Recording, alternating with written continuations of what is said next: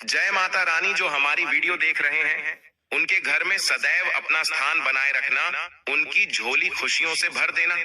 जय माता दी। भक्तों, नवरात्रों में ज्वारे का क्या करें, अखंड ज्योत की बात का क्या करें, अखंड ज्योति में जो तेल होता है बच जाता है, उसका क्या करें, और हरे भरे जौ का क्या करें।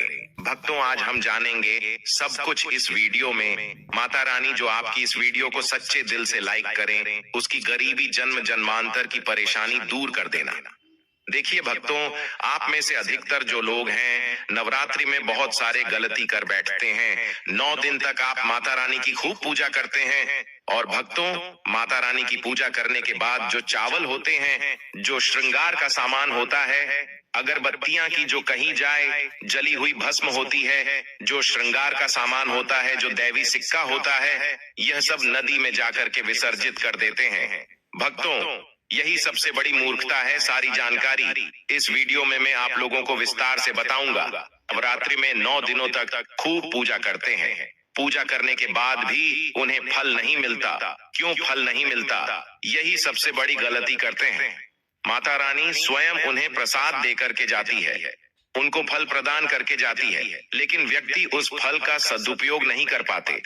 देखिए भक्तों, अगर कुआं आपके पास में है और अगर आप कुएं में से पानी नहीं निकलोगे तो आपकी प्यास कैसे बुझेगी? ठीक उसी प्रकार आपको जानकारी नहीं है तो प्रसाद तो आपके पास में है, लेकिन उसका प्रयोग करना नहीं कर रहे हैं। भक्तों, कहने का मतलब है, मैं जो तरीका बताऊंगा, इस तरीके से आपके जीवन में चल रही परेशानी, गरीबी, रोग, दोष, तकलीफ, हर प्रकार की मनोकामना की पूर्ति होगी।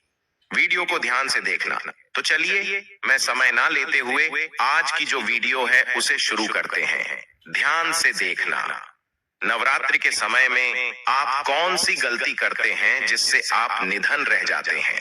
भक्तों, पूजा पाठ करने के बाद जो बचे हुए चावल होते हैं, माता रानी को जो हम चढ़ाते हैं, वही चावल की मैं बात कर रहा हूं ना, कि ढेर सारे चावल रहते हैं उनकी, जो माता रानी को हम क्षमा याचना करने के दौरान जो चावल चढ़ाते हैं, पुष्प चढ़ाते हैं, सिक्के चढ़ाते हैं, वह सब नदी में बहा देते हैं। वहां आपने 9 दिनों तक माता रानी की पूजा की। माता रानी ने आपको प्रसाद स्वरूप चावल दिए, पोस्ट दिए, सिक्के दिए, उसे आप नदी में बहा देते हैं। भक्तों, यही सबसे बड़ी मूर्खता है। 9 दिन का फल आपने क्या किया? सीधे नदी में जाकर के बहा दिया। ऐसा नहीं करना चाहिए। जो चावल होते हैं, जो नवरात्रि में जो बचे हुए माता रानी के चावल होते हैं, खड़े हुए चावल होते हैं, इन चावलों को आप अपने भंडार में रखें। अन्न भंडार का मतलब, जैसे कि आप अपने घर में जो चावल पका करके खाते हैं, उसमें डाल दीजिए, कुछ धन स्थान पर रख दीजिए। अब इसके बेनिफिट सुन लीजिए। और जो पुष्प रहते हैं, आप इसे धन स्थान में सुखा करके रखें, अपने पर्स में रखें। जो सिक्के होते हैं, इसे भी धन पेटी या पर्स में रखना चाहिए। अब इसके फायदे सुन लीजिए। जो चावल होते हैं, माता रानी को चढ़े हुए मंत्रों से सिद्ध होते हैं। माता रानी को चढ़े होने के कारण नवरात्रि में माता नव दुर्गा साक्षात स्वरूप में विराजित रहती है। तो ये जो चावल होते हैं, जागृत अवस्था में हो जाते हैं। यदि भक्तों आप इस प्रकार के चावल को आप खाते हैं, तो आपके शरीर में दोस्तों आपको चावल एक साथ नहीं खाने हैं। आपके घर पर कभी भी चावल बनाएं तो उसे चावल में 1 या 2 चावल के दाने मिला देने हैं। देखिए दोस्तों, इसे होता क्या है कि आपके शरीर में इस चावल को खाने के बाद रोग दोष भी आदि किसी भी प्रकार की जो आपके शरीर में कष्ट है, शारीरिक पीड़ा है, मानसिक पीड़ा है, वह दूर हो जाती है।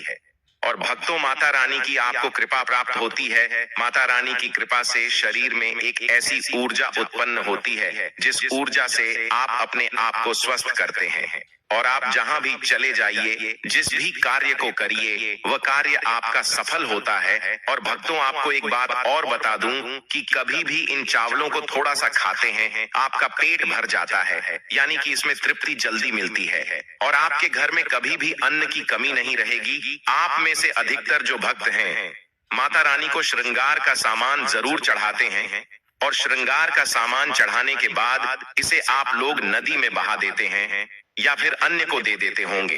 तो ऐसा आपको नहीं करना है। जो श्रृंगार का सामान आप चढ़ाते हैं, माता रानी के लिए 9 दिन के बाद इस श्रृंगार के सामान को आपके घर की जो शादीशुदा महिलाएं हैं, उन्हें देना चाहिए। इससे क्या बेनिफिट होता है?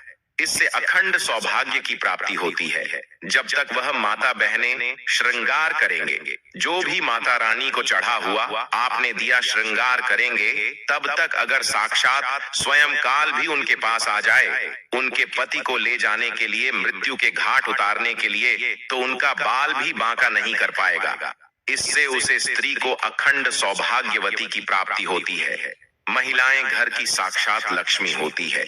इसीलिए भक्तों विशेषकर ध्यान रखें कि जो बचा हुआ माता रानी को चढ़ाया गया श्रृंगार का सामान होता है, माता बहनों को देना चाहिए। अब इधर मैं आप लोगों को बताना चाहूंगा, आप में से अधिकतर भक्त जो जोत का बचा हुआ तेल होता है, इसे क्या करते हैं, नदी में विसर्जित कर देते हैं। सबसे बड़ी यही गलती है। जो जोत का बचा तेल होता है, वो शारदीय नवरात्रि में जो जोत आप लोग जलाते हैं, तो क्या होता है, 9 दिन तक जोत जलने के कारण जोत में जो तेल बचा हुआ होता है, जागृत अवस्था में होता है। और भक्तों, जागृत चीज ही अपना पूर्ण से प्रभाव दिखाती है। आपने देखा होगा, सभी मूर्तियों की पूजा नहीं होती। जब कुम्हार मूर्ति बनाता है या फिर पत्थर वाले जो कारीगर मूर्ति बनाते हैं, तो उस मूर्ति की पूजा नहीं होती। उसी मूर्ति की पूजा होती है जिसकी प्राण प्रतिष्ठा हो। तो भक्तों, कहने का मतलब है कि जयोति का जो बचा हुआ तेल होता है, जो जलने के कारण जागृत अवस्था में हो जाती है, तो अगर आपके हाथ पैरों में दर्द होता है, किसी ने आपके ऊपर काला जादू कर दिया, आपको शंका हो रही है, तो इस स्थिति में आप क्या करें, जो जोत का बचा हुआ तेल होता है, आप अपने सिर में लगाइए, अपने शरीर में जहां दर्द होता है उन हिस्सों पर लगाइए। तो आप अपने जो शरीर के आपको 7 हिस्सों में लगाना होता है। तो शरीर पर कैसा भी तंत्र विकार लगा है, किसी ने काला जादू, भयंकर काला जादू कर दिया हो, तो यह माता रानी की साक्षात कृपा होती है। तत्काल देखना, 5 मिनट में आराम मिलेगा। आपको 1 साल के लिए जोत का बचा हुआ तेल बचा कर रखें। सिर होता है, सिर दर्द वाले हिस्से पर लगा सकते हैं। अगर किसी कारणवश कभी कभी ग्रह नक्षत्रों की पीड़ा के कारण सिर दर्द होता है, तो वह सिर दर्द होना बंद हो जाता है। यानी कि जितनी भी ग्रह है, राहु है, केतु है, दुष्ट शक्तियों के द्वारा आपको सताया जा रहा है, 3-7 हिस्से में बस लगाना होता है। शरीर के 7 हिस्सों में लगा लीजिए। सिर, पैर, हाथ, कोहनी, या फिर आप अपने हृदय में लगा सकते हैं, कंठ में लगा सकते हैं। इस प्रकार से आपको 7 हिस्सों का चुनाव करना होता है। तो कैसी भी आपके जीवन में परेशानी हो, शरीर में शारीरिक पीड़ा हो, सारी पीड़ा दूर हो जाती है। भक्तों, चलिए मैं आप लोगों को बताना चाहूंगा, नवरात्रि में अगरबत्ती आप जलाते हैं, या फिर आप गोबर के कंडे जलाते हैं, या फिर आप माता रानी के लिए जो भी चीजों को जलाते हैं, तो भक्तों, भस्म का क्या करना चाहिए, जलाने के बाद जो अंतिम चीज होती है, वहां चीज भस्म होती है। भस्म का क्या करना चाहिए, तो भक्तों, हम आपको बता देते हैं कि इस भस्म को पूरे साल के लिए, 1 साल के लिए इस प्रकार की भस्म को बटोर करके रखना चाहिए। जो अगरबत्ती की भस्म है, या फिर कहा जाए गोबर के कंडे की भस्म रखी है, क्योंकि माता रानी को हम जो कच्ची धूप जलाते हैं, उसकी भस्म भी काफी सारी हो जाती है। क्या इसे में नदी में बहा देना चाहिए? अगर ज्यादा है तो नदी में बहा दीजिए। बाकी कम से कम आपको 1 साल के लिए आपको यह भस्म अपने पास में जरूर रखनी चाहिए। भक्तों, हम भस्म के बेनिफिट बता रहा हूँ और इसके फायदे बता रहा हूँ। इससे पहले अभी तक जय माता दी नहीं लिखा है, तो जय माता दी लिख दीजिए। इससे हमें वीडियो बनाने का मोटिवेशन मिलता रहता है और माता रानी की कृपा आपके ऊपर और हमारे ऊपर सदा बनी रहती है, उसमें हमें आनंद मिलता है। तो भक्तों, जो भस्म होती है, इसका क्या करना चाहिए? अगरबत्ती की जो भस्म होती है, इसे पूरे 1 साल के लिए आपको बचाकर रखना होता है और इसे थोड़ी थोड़ी आपको खानी होती है। अगर आप चाहते हैं कि आपकी अध्यात्म उन्नति हो, आपकी प्रगति हो, तो ये थोड़ी थोड़ी मात्रा में खाना शुरू कर दीजिए। आपके जो सोचने समझने की क्षमता है, इतना ज्यादा पावरफुल हो जाएगी कि आपके आसपास में रहने वाले लोग जितना सोचते हैं, उसे 1000 गुना ज्यादा आपकी सोच बढ़ जाएगी। भक्तों, जिस भी कार्य को करने के लिए जाएंगे, उस कार्य में आपको तरक्की मिलना शुरू हो जाएगी। और भक्तों, एक खास बात, छोटे बच्चों को नजर तो बहुत ही जल्दी लग जाती है। तो जो अगरबत्ती की भस्म होती है माता रानी के लिए, 9 दिनों तक आपने भस्म जला करके रखी है, उस भस्म का थोड़ा सा तिलक आप जो हैं उनके मस्तक पर लगाइए। या फिर चाहते हैं तो जिस हिस्से में दर्द हो रहा है, जैसे कि पेट में अचानक से दर्द हो रहा है, उस हिस्से पर आप जो है इस भस्म को रगड़ दीजिए, अच्छी तरीके से भस्म लगा दीजिए। तो पेट में अगर प्रेत लगा हो, प्रेत भस्म हो जाएगा, बाहर निकल जाएगा। सिर दर्द हो रहा है, सिर में लगा दीजिए। यानी कहने का मतलब है कि यह आपके हर प्रकार के दुख, तकलीफ, बाधाओं को दूर करने का काम करता है। नित्य खाएंगे, अपने छोटे बच्चे को खिलाना शुरू कर दीजिए। पढ़ने लिखने में कमजोर है, ऐसे में जो बुद्धि स्थिर हो जाएगी। कई लोग पढ़ने लिखने को बांध देते हैं, कई लोग किसी की किस्मत को बांध देते हैं।